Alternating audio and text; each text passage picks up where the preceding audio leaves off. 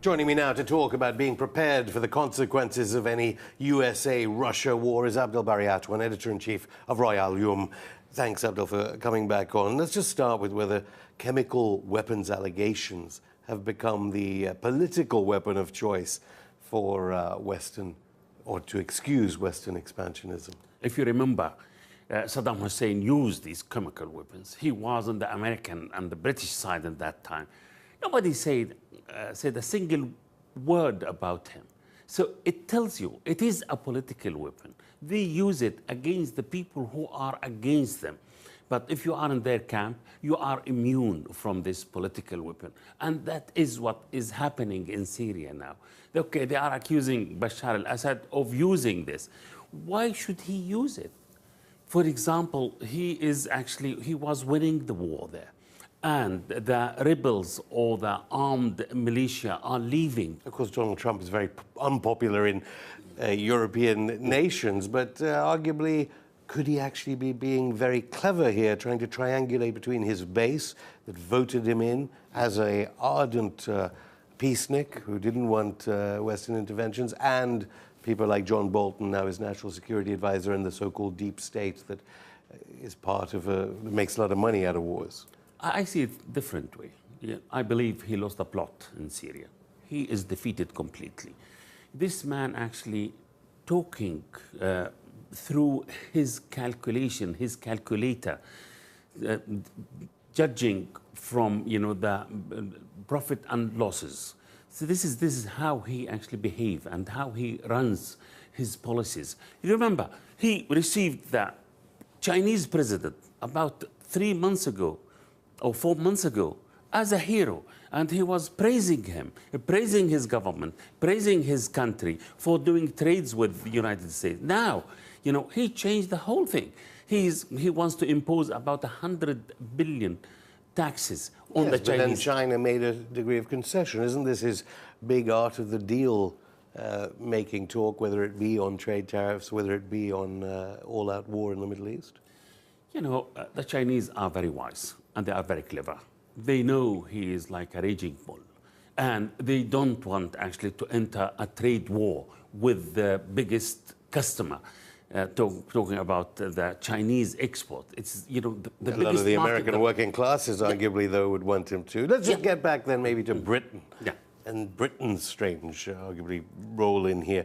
Do you think Britain is stoking this conflict up? I mean, the UK, of course, being a key backer of the white helmets linked to Islamists in Syria. We know those people are part of the armed groups in Syria, and they are financed by the West in a way or another. For Britain actually to go and bang the drums of war, I think this is very serious matter. We haven't forgotten the lies of weapon of mass destruction in Iraq. We haven't forgotten also other lies about using chemical weapons in Syria. It is, we need proof. Okay, this country is supposed to be a rational country. So they always lecturing us in the third word that, look, you have to be rational, you have to look for proof, you have to document your evidence, and before you're issuing any judgment. The same thing about the poisoning of this Russian agent, Russian spy. Or British agent. Or British agent, yeah, okay. So look what happened. His daughter she was actually cleared from any problems, health problems, and she's safe, and he's progressing without even this man being killed by this poison. They kicked out 150 Russian diplomats. So is this rational?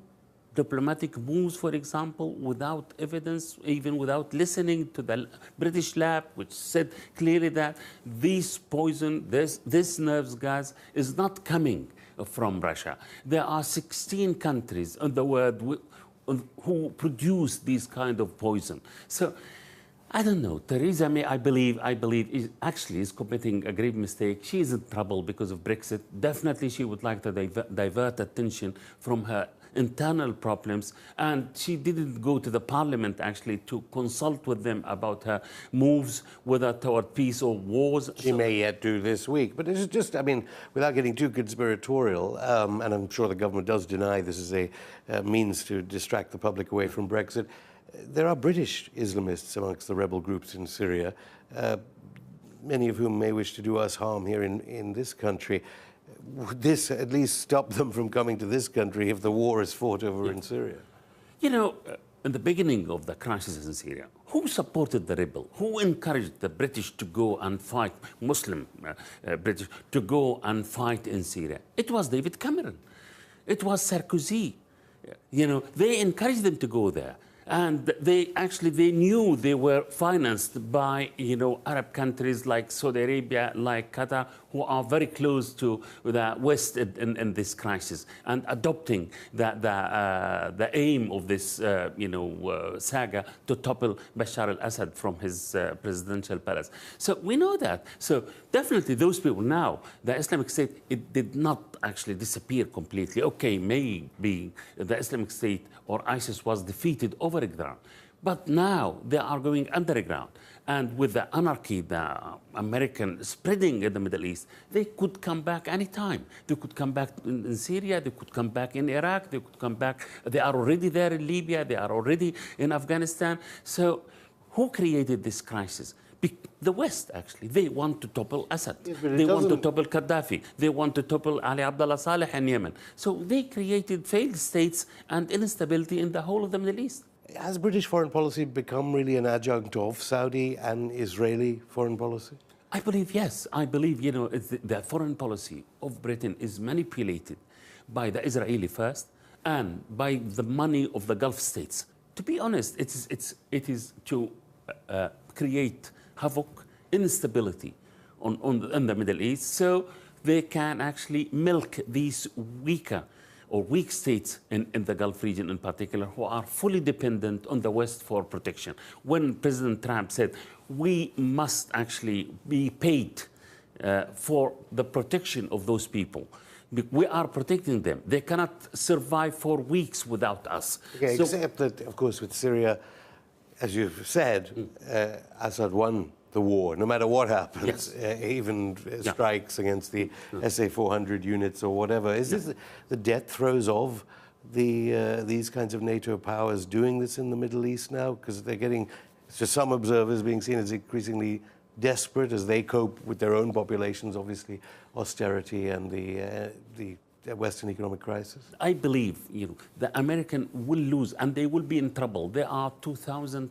American troops in Syria and there are 6,000 troops in Iraq itself. And there are a lot of signs, a lot of reports that there will be a guerrilla warfare against these troops in Syria and Iraq.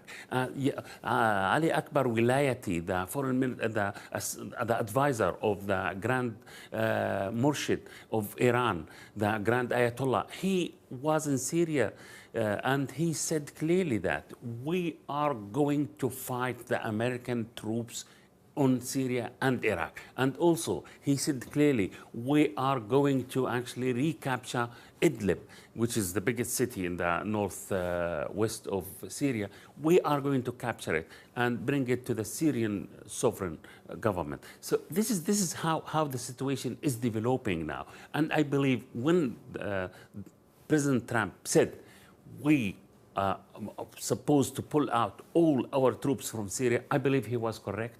And he was rational here for the first time, because if they stay there, they will face the guerrilla war, the same thing they did when they occupied Iraq.